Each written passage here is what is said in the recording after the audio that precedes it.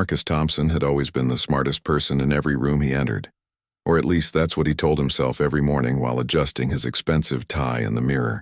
At 23, he had already graduated from one of the most prestigious universities in the country with honors, landed a high-paying job at a consulting firm, and moved into a luxury apartment in the heart of the city.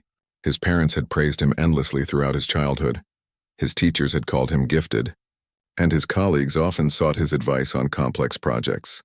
This constant stream of validation had shaped Marcus into someone who believed he was destined for greatness, someone who rarely questioned his own judgment or considered that others might know things he didn't. He walked through life with his chin held high, speaking with absolute certainty about topics he had only read about in books or seen in documentaries. His confidence was infectious, and people often found themselves nodding along to his explanations, even when they had their own doubts. On this particular Tuesday morning, Marcus was feeling especially proud of himself. He had just closed a major deal for his company the day before, earning praise from his boss and a promise of a substantial bonus. As he walked down the bustling city streets toward his favorite coffee shop, he couldn't help but notice how people seemed to step aside for him, how his tailored suit and confident stride commanded respect. The coffee shop was busier than usual, filled with the typical morning crowd of business people, students, and tourists.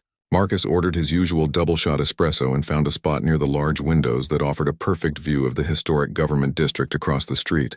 The ornate buildings and perfectly manicured gardens had always impressed him, though he had never bothered to learn much about their history or significance. As he sipped his coffee and scrolled through his phone, checking emails and social media notifications, Marcus overheard a conversation at the table next to him. Two elderly tourists were discussing their plans to visit the royal palace later that day, expressing their excitement about seeing the famous changing of the guard ceremony. One of them mentioned how much respect they had for the royal guards, calling them symbols of honor and tradition. Marcus couldn't help but smirk at their enthusiasm. In his mind, these ceremonies were nothing more than outdated pageantry, performances put on for tourists who didn't know any better. He had always viewed such traditions as relics of the past, meaningless rituals that served no purpose in the modern world. The idea that grown men would dress up in elaborate uniforms and march around according to centuries-old protocols struck him as almost comical. His phone buzzed with a text message from his college roommate, Jake, who was visiting the city for a business conference. Jake suggested they meet up for lunch and maybe do some sightseeing afterward, mentioning that he had never seen the royal palace or the famous guards that everyone talked about. Marcus quickly typed back, agreeing to meet but internally rolling his eyes at Jake's tourist-like enthusiasm. After finishing his coffee, Marcus decided to walk through the government district on his way to work, taking the scenic route that would lead him past some of the city's most important buildings. The morning air was crisp, and the autumn leaves created a beautiful backdrop against the stone facades of the historic structures. Despite his cynical attitude toward tradition, Marcus had to admit that the architecture was impressive, though he attributed its beauty to the skill of long-dead architects rather than any deeper cultural significance. As he walked, Marcus found himself thinking about his upcoming lunch with Jake and how he would have to endure his friend's excitement about seeing the royal guards. He began mentally preparing the explanations he would offer about how these ceremonies were just tourist attractions, how the guards were probably just regular soldiers playing dress-up, and how the whole institution was an expensive anachronism that modern society had simply failed to abandon. This sense of intellectual superiority filled Marcus with a familiar warmth, the same feeling he got when he corrected someone's misconceptions at work, or when he explained complex concepts to people who hadn't had his educational advantages. He genuinely believed he was helping people by sharing his insights, never considering that his certainty might be misplaced or that his knowledge might be incomplete. The irony of his situation was completely lost on him. Here was a young man who had spent his entire life in classrooms and offices, who had never served in any capacity that required real sacrifice or dedication, dismissing the commitment and discipline of people he had never met and knew nothing about. His education had given him facts and theories, but it had also given him a dangerous overconfidence in his ability to understand complex situations based on limited information. As Marcus approached his office building, he felt a surge of anticipation for the day ahead. He had several important meetings scheduled, and he was looking forward to demonstrating his expertise to clients and colleagues alike. The thought of later having to explain the meaninglessness of royal ceremonies to Jake was almost amusing to him. Another opportunity to share his wisdom with someone who clearly needed enlightenment. Little did Marcus know that his carefully constructed worldview was about to be challenged in ways he could never have imagined, and that his encounter with Jake and the royal guards would become a turning point that would forever change how he saw himself and the world around him. The lunch meeting with Jake turned out to be exactly what Marcus had expected. His old roommate arrived at the upscale restaurant 15 minutes late, apologizing profusely while explaining how he had gotten lost trying to navigate the city's winding streets. Jake looked exactly as Marcus remembered him from college, perhaps a bit more tired around the eyes, but still carrying that same eager enthusiasm that had made him both endearing and occasionally exhausting as a roommate. Jake worked as an engineer for a mid-sized company in a smaller city about 3 hours away, and it was clear that he didn't get to travel to the capital very often. Everything seemed to fascinate him, from the height of the buildings to the diversity of the people walking the streets. As they sat down to eat, Jake couldn't stop talking about all the things he wanted to see during his brief visit, and predictably, the royal palace and its guards topped his list. Marcus listened with the patient smile he reserved for people who didn't know better, occasionally nodding and making non-committal sounds as Jake described his excitement about witnessing what he called living history. When Jake asked if Marcus had ever seen the changing of the guard ceremony, Marcus shook his head and explained that he had never found the time for such tourist attractions. Despite living in the city for over 2 years, the conversation naturally drifted to other topics as they enjoyed their meal. Jake talked about his work, his recent engagement to his longtime girlfriend Sarah, and his plans to buy a house in his hometown. Marcus found himself feeling slightly superior as he listened to Jake's simple, ordinary dreams. While Jake was content with a modest life in a small city, Marcus was building something much grander, something that would really matter in the world. When Jake suggested they walk over to the palace after lunch to catch the afternoon ceremony, Marcus initially tried to decline, claiming he had important work to catch up on. But Jake's disappointed expression made him reconsider, and besides, Marcus realized this would be the perfect opportunity to provide his friend with some much-needed perspective on these archaic displays. The walk to the palace took about 20 minutes, and Jake spent most of it asking questions about the buildings they passed and the history of the area. Marcus answered what he could, though he found himself making up details when his actual knowledge ran thin. It seemed harmless enough, and Jake was clearly impressed by his friend's apparent expertise about the city and its landmarks. As they approached the palace grounds, Marcus was struck by how many people were gathered to watch the ceremony. Tourists with cameras, families with small children, elderly couples holding hands, and even some locals who looked like they had seen this display many times before. The crowd was diverse and surprisingly large, all waiting patiently behind the designated barriers for the guards to appear. Jake immediately began taking photos with his phone, capturing the ornate gates, the perfectly maintained grounds, and the impressive architecture of the palace itself.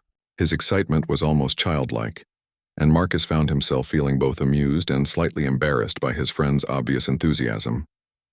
Several other tourists nearby seemed to share Jake's excitement, pointing out details to each other and speculating about what the ceremony would be like. Marcus positioned himself where he could observe both the upcoming ceremony and the reactions of the crowd, already formulating the commentary he would provide to Jake afterward. He planned to point out how the whole thing was essentially theater, designed to impress people who didn't understand the difference between genuine tradition and manufactured spectacle. A hush fell over the crowd as the time for the ceremony approached, and Marcus could see the anticipation in people's faces. Jake had moved closer to the barrier, his phone ready to capture every moment of what he clearly expected to be a memorable experience.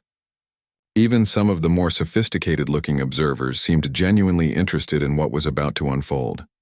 Marcus checked his expensive watch and noted the precise time, planning to comment later on how the whole thing was probably choreographed down to the second for maximum tourist appeal. He wondered how long the ceremony would last and whether it would be as tedious as he expected. Part of him was already looking forward to the conversation afterward.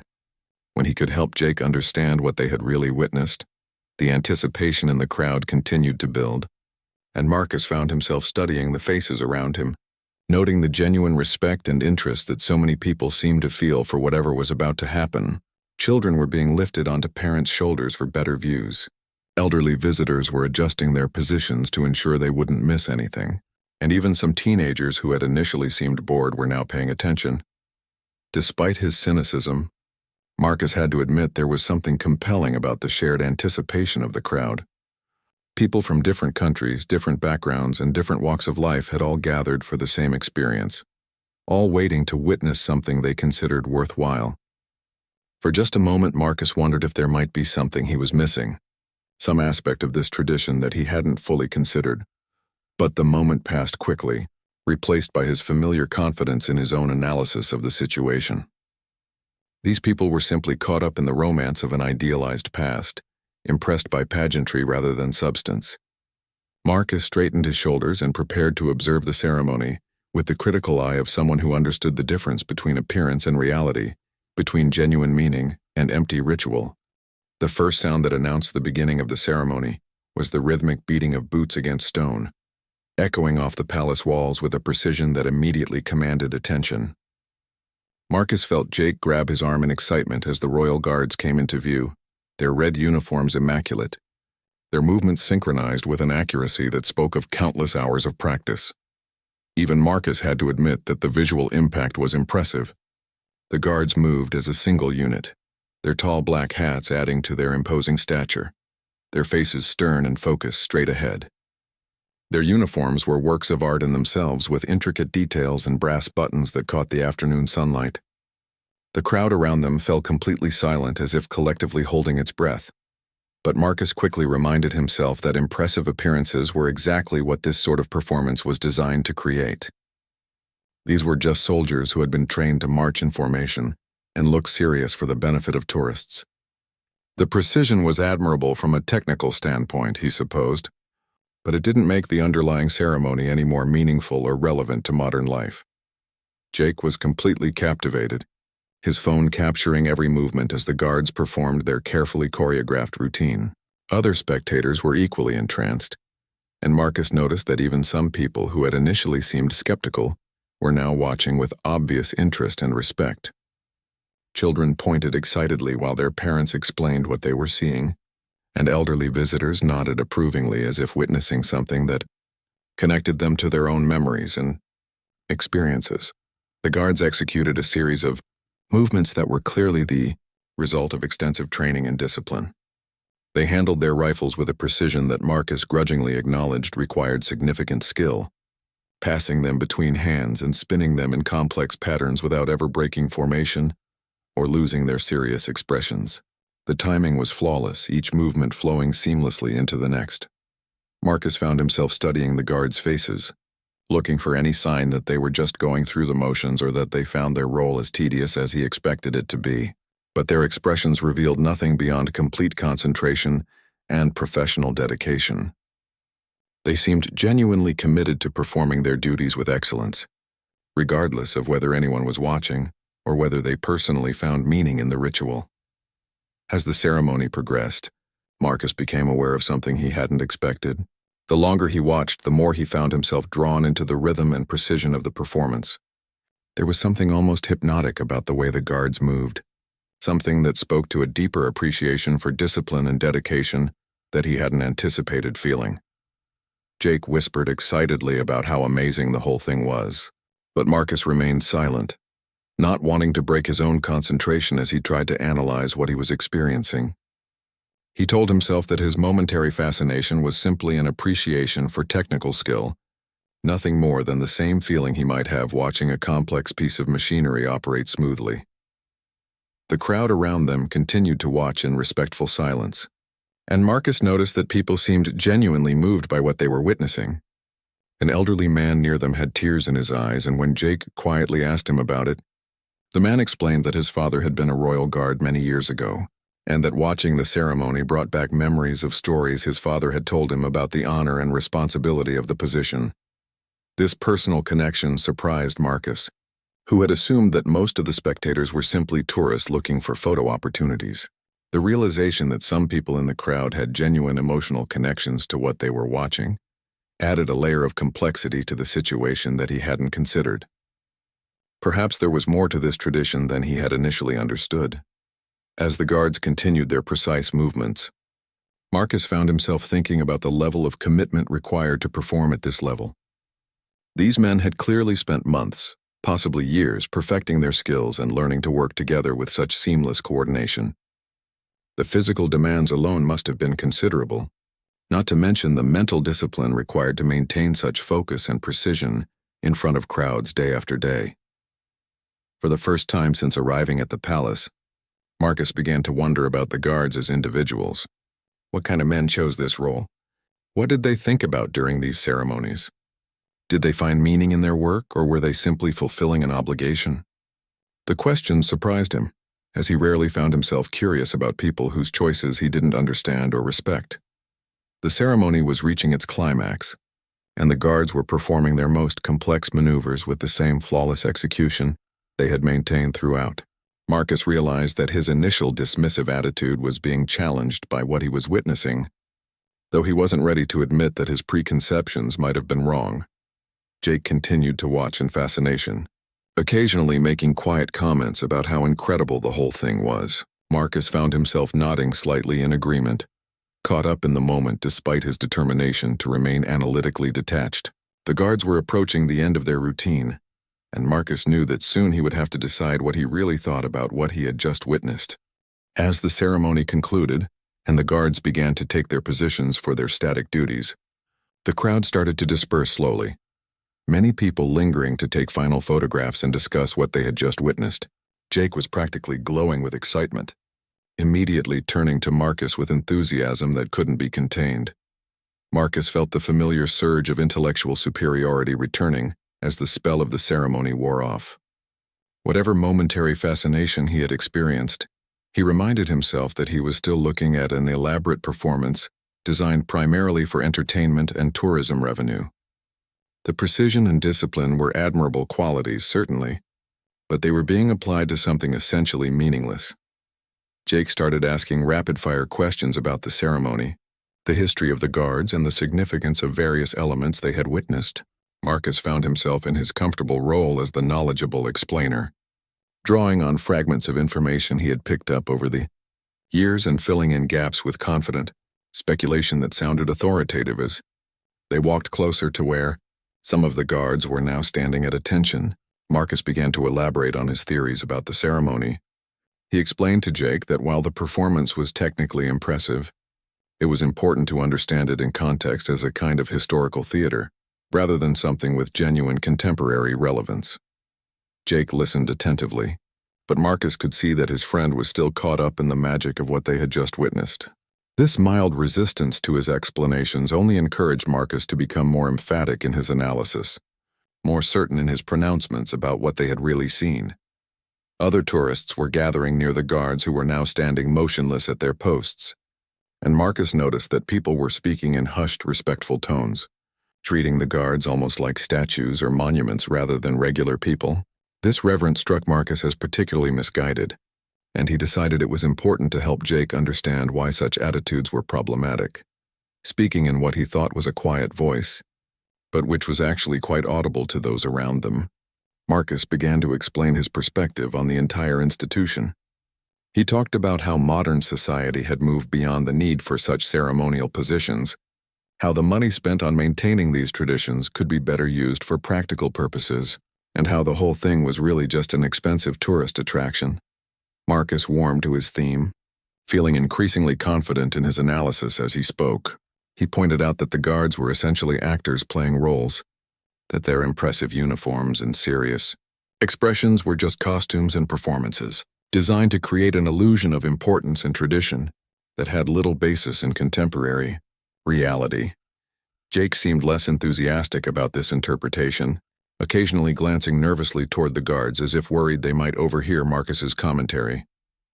But Marcus was too caught up in his own eloquence to notice his friend's discomfort, and he continued his explanation with growing volume and confidence.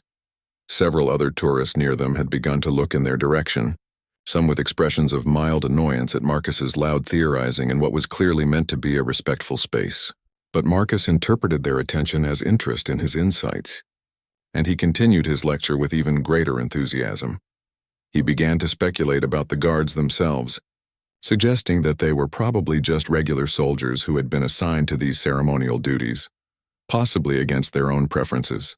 He theorized that many of them likely found their roles as tedious as any reasonable person would, but were simply too professional to show it while on duty.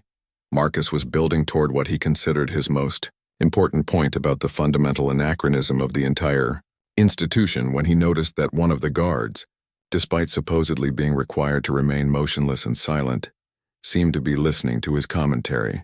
The guard's eyes hadn't moved, and his expression remained completely neutral, but something in his posture suggested awareness and attention.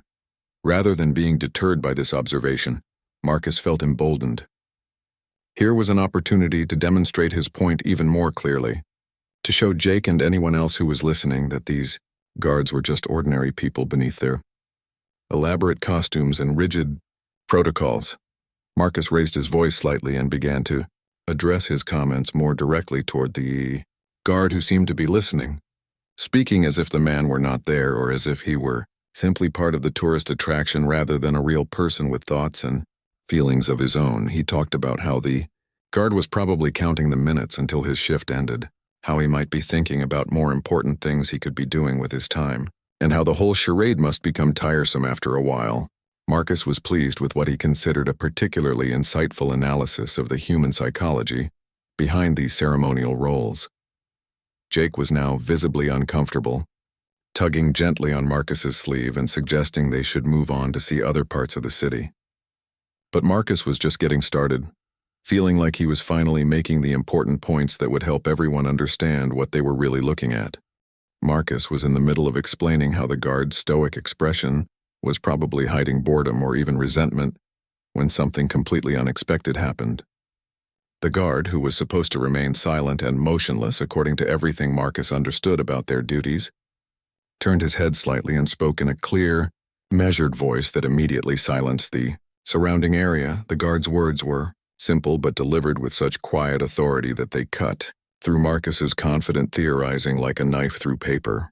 He said that he had been listening to the commentary about his profession and his personal feelings, and while he normally would not respond while on duty, he felt compelled to address some misconceptions that were being shared with such certainty. Marcus felt his face flush with embarrassment as he realized that not only had the guard been listening to every word, but that everyone in the immediate area was now looking directly at him. Jake stepped back slightly, his expression a mixture of mortification and sympathy for his friend's predicament. The guard continued speaking in the same calm, professional tone that somehow made Marcus feel smaller with each word. He explained that he had volunteered for this position after serving multiple tours of duty in combat zones, where he had seen friends wounded and killed in service to their country. The ceremonial duties were not a burden to him, but an honor that he had earned through years of dedicated military service. As the guard spoke, Marcus began to understand just how badly he had misjudged the situation. This was not some randomly assigned soldier going through empty motions, but a veteran who had chosen this role and found deep meaning in it. The precision and discipline Marcus had witnessed during the ceremony were not performances but expressions of values that had been tested in far more serious circumstances. The guard went on to explain that many of his colleagues were similarly experienced veterans who saw their ceremonial duties as a continuation of their service, not a departure from it. They took pride in maintaining traditions that connected them to generations of soldiers who had served before them, and they understood their role as guardians of something larger than themselves. Marcus wanted to interrupt, to explain that his comments hadn't been meant disrespectfully, but something in the guard's steady gaze and the respectful silence of everyone around them made it clear that this was not the time for explanations or justifications. He was being given a lesson, and the most appropriate response was to listen and learn. The guard's voice never rose above a conversational level, and his tone remained completely professional throughout. But the impact of his words was devastating to Marcus's confidence. Every assumption he had made, every theory he had confidently shared, was being quietly but thoroughly dismantled by someone who actually knew what he was talking about. Other tourists in the area had stopped their own conversations to listen, and Marcus could see in their faces a respect for the guard that went far beyond anything he had understood or anticipated. These people weren't just impressed by costumes and pageantry. They were recognizing something authentic and meaningful that Marcus had completely missed. The guard explained that the ceremonies and traditions were not empty performances but living connections to history and values that had been preserved through centuries of change and challenge. Each movement in the ceremony had meaning. Each element of the uniform represented something specific, and the discipline required to perform these duties perfectly was the same discipline that had served him and his colleagues in far more dangerous situations. As the guard continued his quiet explanation, Marcus began to realize that his own education, for all its prestige and theoretical sophistication, had left him completely unprepared to understand what he was witnessing. He had learned to analyze and criticize, but he had never learned to recognize dedication and sacrifice when he saw them. The guard's final words were perhaps the most humbling of all. He said that he understood that not everyone would appreciate or understand the traditions he was sworn to uphold, but he asked that people who chose to comment on them publicly might consider learning something about them first, out of respect for those who had dedicated their lives to serving something greater than themselves. The silence that followed was complete and profound. Marcus stood frozen, acutely aware that dozens of people had witnessed his public humbling, and that his friend Jake was looking at him with an expression he had never seen before. The confident young man who had arrived at the palace full of theories and explanations had been replaced by someone who suddenly understood how little he actually knew about anything that really mattered. The guard resumed his position and returned to his ceremonial stillness, as if nothing had happened, but Marcus knew that everything had changed. The world looked different now, and he looked different to himself. For the first time in his adult life, he was face to face with the possibility that his intelligence and education had made him arrogant rather than wise, and that his certainty had blinded him to truths that were hiding in plain sight. The walk away from the palace was the longest and most uncomfortable 20 minutes of Marcus's life. Jake walked beside him in silence, occasionally glancing over with an expression that mixed sympathy with something that might have been disappointment. The enthusiastic chatter that had characterized their earlier conversations had been replaced by an awkward quiet that seemed to grow heavier with each step. Marcus's mind was racing, replaying every word the guard had spoken and trying to process what had just happened to him. For someone who had built his entire identity around being right, being knowledgeable, and being able to explain complex situations to others, the experience of being so thoroughly and publicly corrected was almost physically painful. The worst part wasn't just that he had been wrong about the guards and their ceremony. The worst part was beginning to understand how wrong he had been, and how his wrongness revealed something troubling about the person he had become. The guard's quiet dignity and measured response had highlighted just how arrogant and dismissive Marcus had been, not just in this situation but in countless others. As they found a small cafe where they could sit and decompress, Jake finally broke the silence with words that were kind but honest. He said that he had never seen Marcus so completely caught off guard before, and he wondered if maybe this experience might help his friend understand why he had always been somewhat uncomfortable with Marcus's tendency to dismiss things he didn't immediately understand or value. This gentle criticism from someone he cared about hit Marcus even harder than the guard's public correction. Jake had been his friend for years, had listened to his theories and explanations countless times, and had apparently been noticing patterns that Marcus had never seen in himself. The realization that his arrogance might have been affecting his relationships as well as his understanding of the world was deeply unsettling. Marcus found himself thinking about other situations where he had been equally confident and equally wrong. How many times had he dismissed people's experiences or beliefs without really trying to understand them? How many opportunities for genuine learning had he missed because he was too busy proving how smart he was? The questions were multiplying faster than he could process them. Jake tried to soften the impact of his observations by sharing some of his own experiences with being wrong about things that had seemed obvious to him. He talked about assumptions he had made about people and situations that had turned out to be completely incorrect. and how those experiences had taught him to approach new situations with more humility and curiosity. But Marcus found little comfort in these attempts at reassurance. The guard's words kept echoing in his mind, particularly the suggestion that people who chose to comment publicly on things might consider learning about them first. How many times had he commented confidently on subjects he knew little about? How many people had he influenced with his uninformed but authoritative-sounding opinions? The conversation gradually turned to broader questions about knowledge and wisdom, about the difference between being educated and being truly understanding.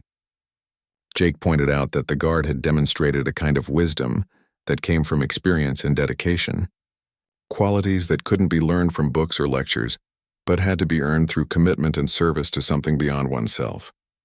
Marcus began to see that his education, for all its value, had given him tools for analysis and criticism, but had somehow failed to teach him respect for things he didn't immediately comprehend. He had learned to question everything which was valuable, but he had never learned to question his own questioning, to consider that his skepticism might sometimes be misplaced or that his quick judgments might be premature. As the afternoon wore on, Marcus found himself looking at the world around him with different eyes.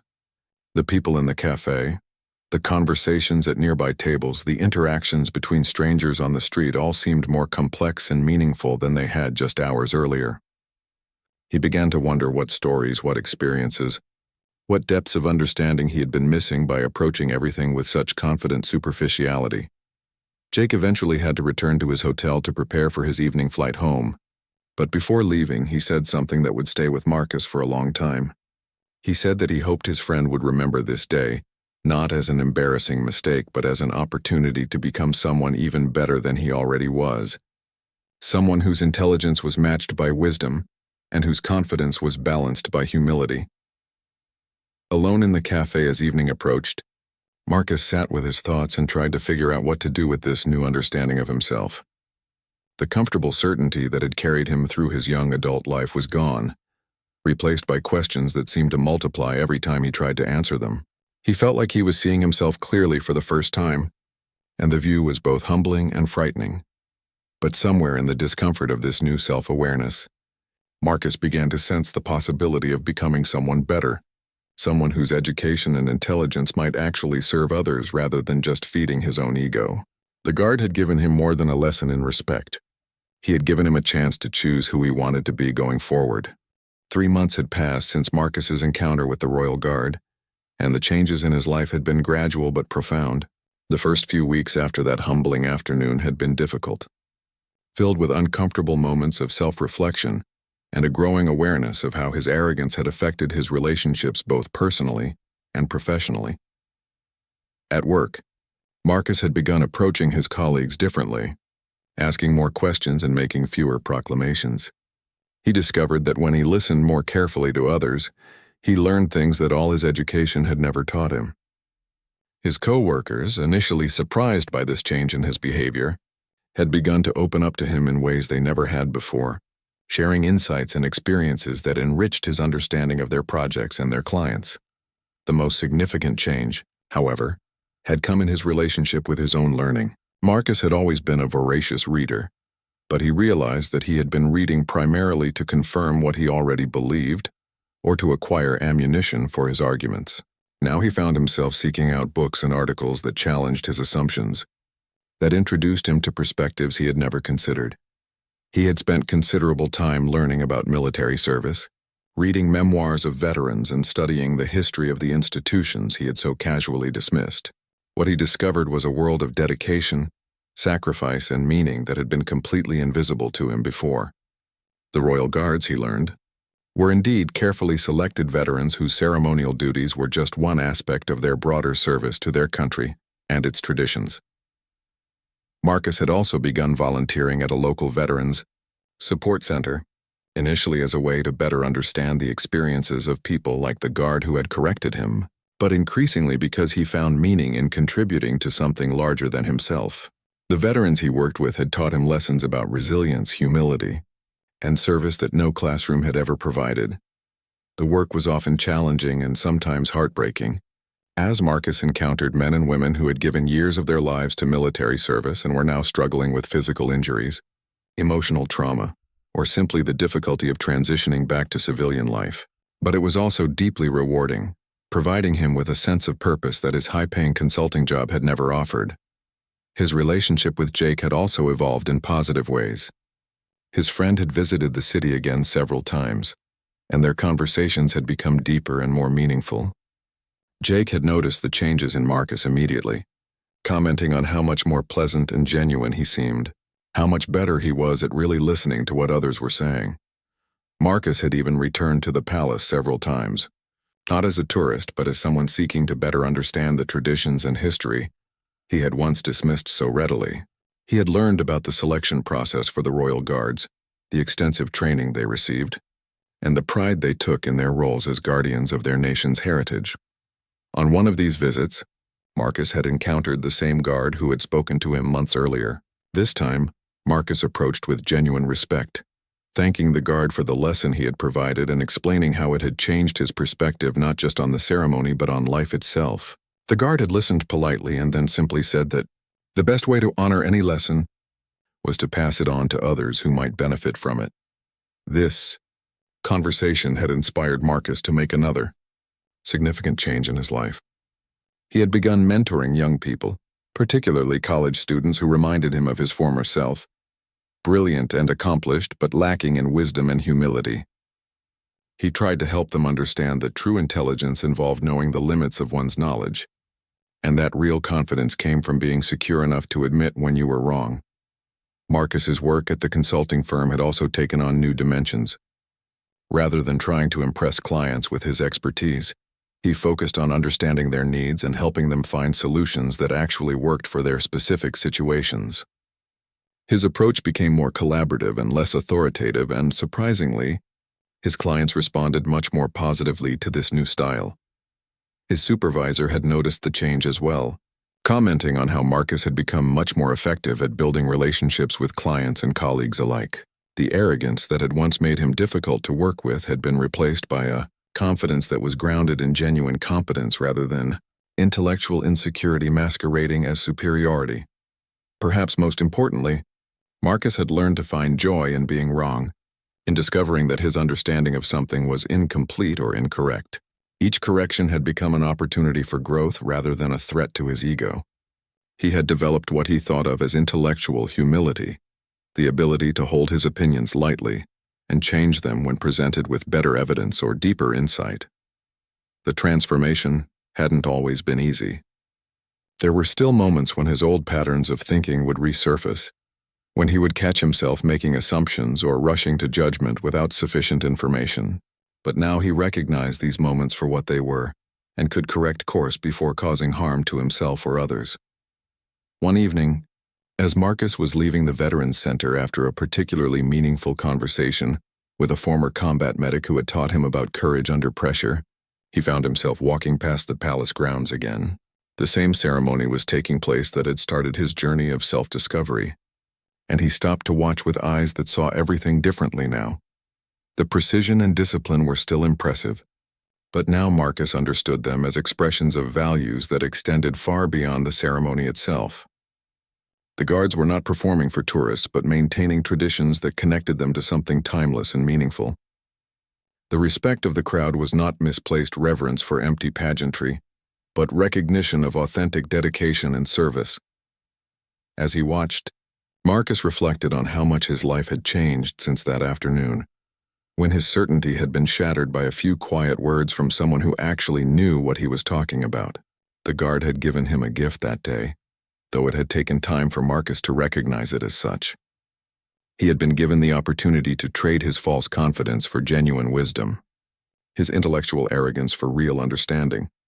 Standing there in the gathering dusk, Marcus felt a profound sense of gratitude for the journey he had been on and excitement about the path that lay ahead. He had learned that true intelligence was not about having all the answers, but about asking better questions. Not about proving how much you knew, but about remaining open to learning more. The ceremony concluded, and as the crowd began to disperse, Marcus lingered for a moment longer, watching the guards take their positions for their evening duties. He thought about the dedication required to perform these roles day after day, the commitment to something larger than oneself, that he was only beginning to understand. As he finally turned to walk home, Marcus carried with him a deep appreciation for the lessons that life continued to offer to those humble enough to receive them. The overconfident young man who had arrived at the palace months earlier was gone, replaced by someone who understood that wisdom was not a destination but a journey, and that the most important thing he could do with his intelligence was to use it in service of others and in pursuit of understanding rather than dominance. The royal guard had indeed humbled him immediately, but in doing so, had given him something far more valuable than his wounded pride, the chance to become the person he was truly meant to be.